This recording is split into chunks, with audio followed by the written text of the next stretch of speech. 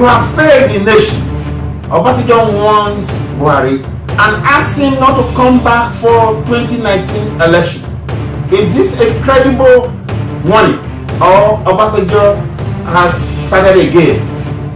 Will Buhari listen to the dire warning? All this on Political Arena tonight. This is Platform Media Political Arena. I'm Joe Ezode.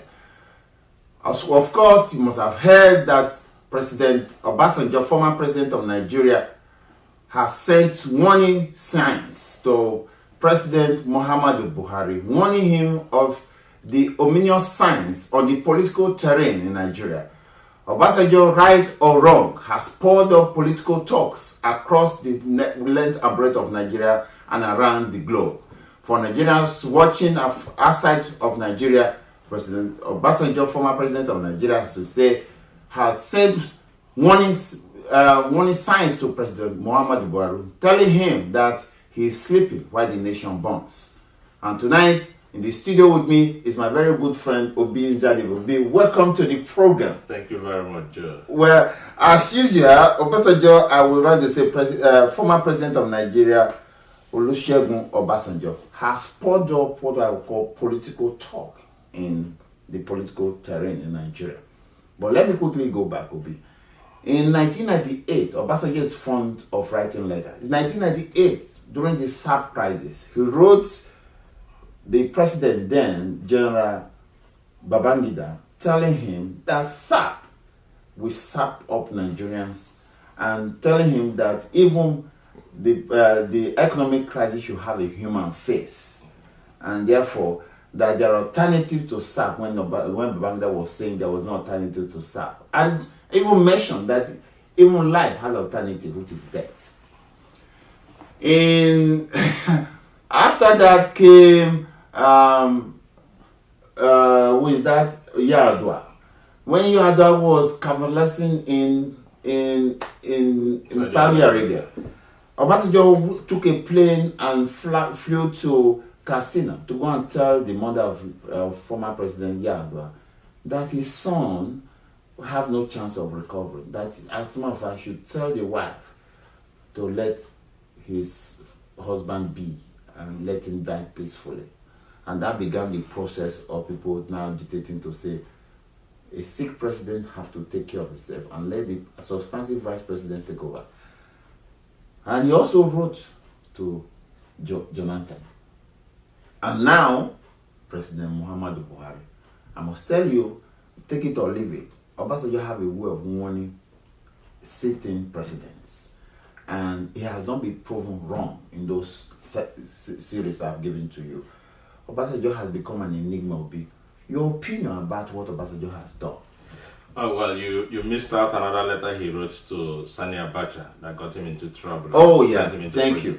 Yes, I see him as a one-man political party, opposition party.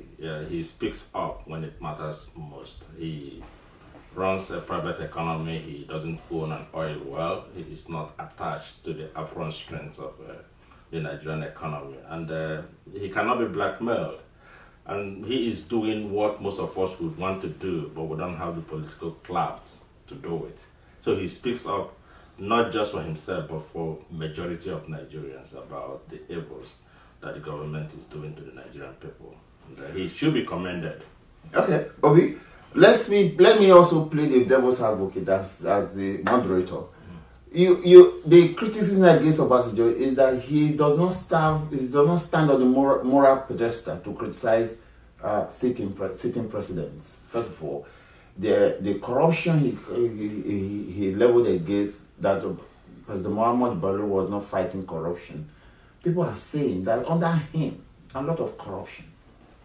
And what about Boko Haram? Under insecurity, under Obasanjo, a lot of people were killed. I could talk about Marshall, Dokibo, and a lot of people. Bola Ige, under his tenure, his Attorney General was killed. So the argument that he does not have any moral pedestal standing criticizing others, what do you say to that? Obasanjo, since the beginning of the Fourth Republic, has been the best president that Nigeria has had. He performed creditably well in all sectors that he could be checked against, on the economy, on security, on international relations. Obasanjo was up to spec. And corruption? Even on corruption. Never in the history of Nigeria have we had an effective federal agency dedicated to fighting corruption. There might have been a few snacks here and there, but he set up an institution that has proven its effectiveness in fighting corruption. They have not won the battle, but prior to Obasanjo's era, no one was anxious to stop corruption. Obasanjo took the first step. It is now left for following up governments to fine-tune what he started. But he did very well on corruption. He did well on internal security. He did well on national unity. He did well on Nigeria's foreign relations with other people. He managed our economy so well, and he handed a robust economy to Yar'Adua. Okay, let's look at it. Obi, let me just quickly tell viewers. I came back from Nigeria a few days ago, and in terms of insecurity, let me quickly give you my story.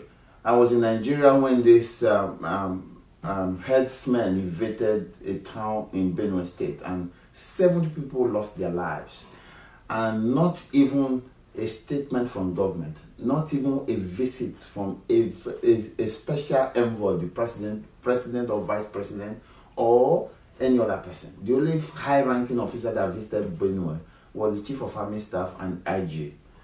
Is that does that justify Obasanjo intervening to speak?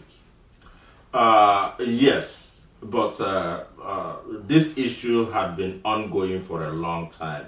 Beginning from the start of this administration, Muhammadu Buhari ensured that only people who are close to him, people who are Muslims, mostly people who come from his part of Daura, constituted the National Security Council. From the head of the army to the head of the Directorate of State Security to even the National Intelligence Agency. The Security Council is headed mostly by Fulanis and Hausas. And so the plan to use the security apparatus to intimidate Nigerians using the Fulani herdsmen had long been hatched before this time. And it's only a fool that will think that what happened in Benue was an accident. No, it wasn't an accident. This had been planned right from the time Nigeria started as a nation. The Usman Dan Fodio through Sadwana of Sokoto had always insisted that Nigeria belongs to them. And unless you're a Muslim, you will be killed in Nigeria. It is for them, it is their grazing land, and it is theirs to enjoy. And so all this opposition by other Nigerians, they are waking up late to the reality we have on hand. No, Obi, the intriguing part of Nigerian political system is this. We have an opposition party, which is People's Democratic Party, which is PDP. And you don't see the visible action of the opposition. And government, in that situation, government can do whatever they like. I've never seen any visible opposition constituted by the PDP, and therefore the government of the day continues to do whatever they like. Look at the herdsmen. For the fact that even herdsmen are going to Ondo State, and they are even harassing a former presidential candidate and former secretary of government, and took over his farm. And as a matter of fact, the man was kidnapped. I'm talking about Olufala, yes. And then there's no visible opposition. And somebody was trying to tell me that, listen, apart from what Obasanjo just said, which has gathered steam, before then, that any person, even a goat, is capable of contesting in the name of Buhari and he will win. Is a credible stand? Oh yes. There is a court following for Buhari among northern Nigerians, among Muslims. They see him as a messiah, So he is assured of the 12 million votes that usually come from the north. It might be more. what is left, what I'm happy about, that 12 million vote is not enough to win the presidential election. Okay, I was going so to say unless there's a coalition between him and the Tinubu from the southwest, or from some party in the south east, or from the south, he cannot win the presidency. There could be a stalemate. So it's now left for the southwest to decide what they want to do with the presidency. Do they go with him? Do they go alone? Do they go with the southeast and the south-south, or to create a counterbalance? Because if they fail to do it, and Buhari goes for another 4 years, it will be good night to democracy in Nigeria. Okay, before we come to that, the workability of widespread, for a president to emerge in Nigeria, there has to be a widespread vote, at least 12 to 12 of 39 states, the 36 states. Remember that, we'll come to that. But where did Buhari get it wrong? Because this man rode on popular power. People said he's going to be the Messiah. But he has wasted that goodwill. That goodwill. Now he got it wrong from failing to recognize the complex nature of Nigeria. Nigeria is a multinational state, yes, consisting of various ethnic groups. You cannot. Somebody want to correct me. He said, "Don't call it. It's no longer ethnic group. Nations. Igbo nation, Yoruba nation. Yeah. So you cannot superimpose your ideology on the rest of Nigerians. Abacha could not do it. He died in the process of trying to do it. This is what Buhari is trying to do. He believes that having control of the army, having control of the national treasury, having control of the security apparatus, and using the Fulani herdsmen, he can intimidate other national groups in Nigeria. That cannot work. It has exposed his internal thought mechanism. He is a tribalist, he's a religious bigot, he is a politically incompetent person, and he doesn't have any economic sense. And he has refused to bring on board those who know how to run an economy. Obi, is another argument that I keep hearing is this, that there's kind of that maybe the southern part of Nigeria lack the political or the willpower. You and I know that in Nigerian or African proverb says, when somebody carries word to your neighborhood or to your house, everything fights. But when I hear that Fulanis or Hausa herdsmen or whatever travels from the northern part and round up people in the southern part, kill them and walk away, there's sign of weakness. What do you think about that? It is not. I don't think it is a sign of weakness. It is a sign of an inability to understand what the situation is. Okay. I do off my heart for the Hausas. And an emir in northern Nigeria had been a commanding officer in some location in the Nigerian army. He had worked with the Directorate of State Security. He had worked with army intelligence. And so he understands the security apparatus of Nigeria. And so when he is an emir, he advances the interests of his people. In the south, we do not have people with that kind of exposure. You have Igbos who wear red hats and long agbadas, but they don't understand what Nigeria is all about. And that's why we have been losing ground, and we will continue to lose ground until we have nothing left. And then maybe we will fight by that time, but it will be too late. Really? Okay. Now, you mentioned that an anemia who knows the security situation in Nigeria. Okay, the former, his ADC, who is Major Jekolo, is the emir of Gwandu. That's exactly what I'm saying. Validates your argument. But in the south, I kind of shudder when I hear that herdsmen will come to Edo State and round up farmers, and their cattle will eat up all the crops, and no one is raising a resistance. When it's after they have walked away that I see on television that the farms have been overrun by cattle, and then they walk away. That beats me whole. I don't know. Well, someone did an analysis of what is happening. The Fulani herdsmen will go to a village. They would have an issue with the community, they report back to those who send them out. The Fulani herdsmen don't own the cattle. You know, they are the hired hands that move the cattle around. The cattle are owned by very top, rich, influential Nigerians. There is no attack that takes place by the Fulanis anywhere that is not nationally organized. There has to be an agreement of the top people, and when they have this agreement, they will send signals to the army, to the police, to stand down operations, and then a special group of killers would move in, well armed, well trained. Then they'll create the havoc and return back to where they came from, and then you will see the police and the army trying to mop up what they have done. But this is a carefully carried out plan that have been thought out over the years. Now the logical question is, where are the Southerners in government when these things are being done? Well, the Southerners in government are not really in government. They have an appearance of being in government, but they are not really in control of government. There's also a saying in Nigeria that you cannot stand aside while your mother is being raped.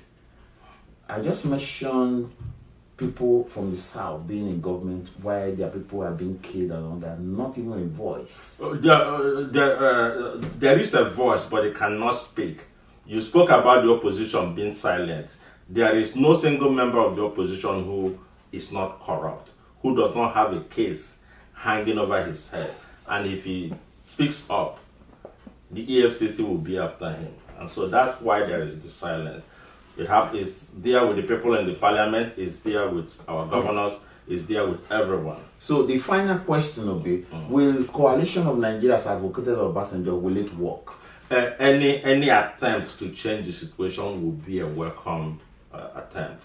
Rather than have a war, let us keep doing different permutations. But will it work? No one can say for sure. But what Obasanjo pointed out is that our hope will not come from APC, it will neither come from the PDP. Is he right? And yes, he's absolutely right. A new structure is needed.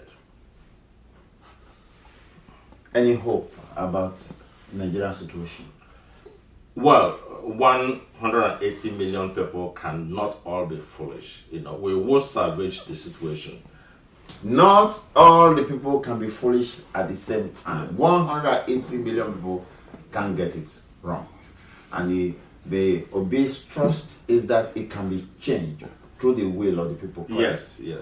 All right, viewers, that's political arena. I want to thank Obi Ozadibe for coming to the program. As usual, you have given this a good thrashing, and I hope our viewers are watching that the Nigerian situation deserves attention from each and every one of us, so that we effect a change, not through the barriers of the gun, but through votes, right? And perhaps it will come sooner than later, and perhaps Obasanjo will kickstart the engine of change through his network.